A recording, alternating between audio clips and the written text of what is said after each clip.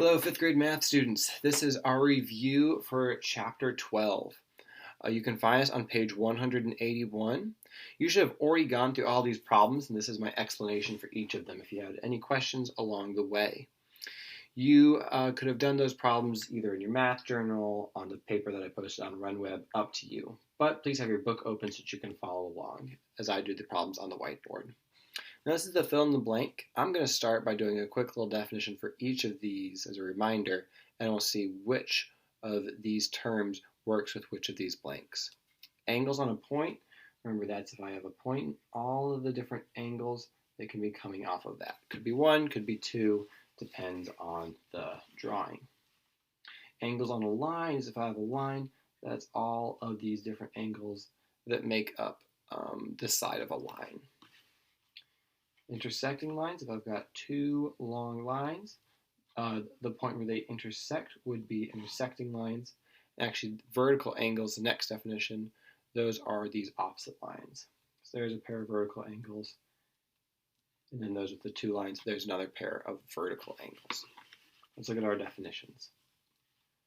The sum of blank is 180 degrees. Which of these add up to be 180 degrees?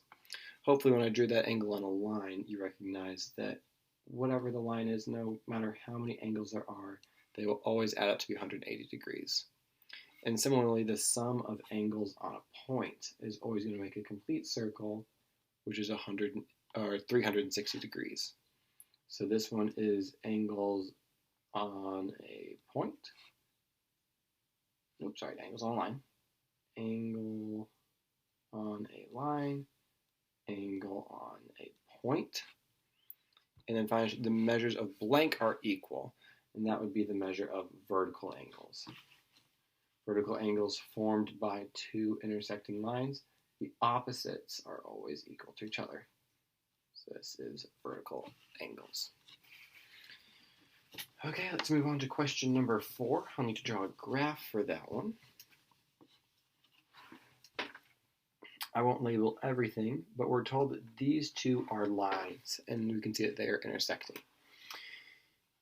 This is angle P, and this is 65 degrees. We're asked for the measure of angle P. Now, what kind of angles are these? Well, they're vertical angles, which means they're equal to each other. So this one actually ends up being a pretty quick problem. Angle P is equal to 65 degrees. Next one, question number 5. AB, this is a line, and these are two separate rays, 105 degrees, 100, Q, and R. And they want for us to find both Q and R. There's a couple different ways you could do this. You could see these are angles on a point, but if I see this as a line, Q plus 100 has to equal 180 degrees. So what does Q have to be in order to make that true? Angle Q would have to be equal to 80 degrees. 80 plus 100 is 180. Similar thing here, 180 minus 105 would leave me with 75 degrees. So angle R is equal to 75 degrees. Notice that both 75 degrees and 80 are both acute angles. And if we look up here, we can see that's true. Both of these are acute, so that also seems to check out. All right, tracking along, we're on question number 6 now. We have one vertical line, two rays coming off of it. This is a right angle. My drawing is not exactly a right angle, but imagine with me for a minute. This is 41 degrees, and they're asking us to find angle N. If that's a right angle, that means it's 90 degrees. What do these three added up have to be? If you were thinking 180, you were thinking correctly. So 180 degrees minus 90 degrees minus 41 degrees is going to be equal to 49. So angle N is equal to 49 degrees. And that's an acute angle, checks out. Number 7. Number 7, we've got lots going on. This one I may label because there are so many lines. Got A, B, and C, D. Now both of these are lines. What kind of lines are they? intersecting lines. If you're thinking that, nice job.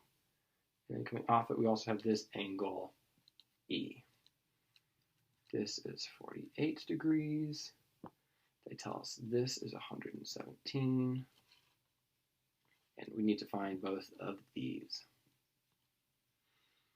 Okay, now, the first thing I see when I look at this is BA is a line, correct? Which means that this angle, 117 plus x, has to be equal to 180 degrees. So what does angle x have to be in order to make that true? 180 minus 117 is 63. So angle x is equal to 63 degrees. Acute seems to check out. If that's 63 degrees, if CD is also a line, this, which we now know is 63, plus y plus 48 is equal to 180. So 180 minus these two is going to leave us with whatever y is. 63 and 48 are equal to 111 degrees. So 180 minus 111 degrees leaves me with 69 degrees. Now, my drawing, if you look, is a little bit off because this looks obtuse. If you look in your book, it looks a little bit more cute. But angle y is equal to 69 degrees. Okay? All that we have left now is number 8, which looks kind of tricky at first, but actually, there ends up being multiple ways to solve it. We have these angles on a point that divide up into 6 different sections, and they're labeled A, B, C, D, E, and F. Now, we're told that some of these are equal to each other. We're told that A equals C equals E. But they wanted to know the sum of B, D, and F. So the blank I'm trying to fill in, B plus D plus F equals what? That's when I have my answer. But these three, I'm going to underline the ones that says are equal. Those three are equal to each other. Well, if these are all lines, well, these two are equal to each other, right? So F is actually also equal to these. And A is equal to D because they're vertical angles. E is equal to B. These are all equal to each other. So we've got 6 equal angles, all add up to be, what do all of those have to add up to be? If it's angles on a point, 360 degrees. I got lots of letters. I'm going to throw one more letter in there and say, all of these are equal to each other. Let's just call that angle X. That's the measure for all of them. Angle X times, how many angles are there total? 6. Times 6 is equal to 360 degrees. So how big does each of those pieces have to be? If I divide both sides by 6, I would get 60. Does that answer make sense?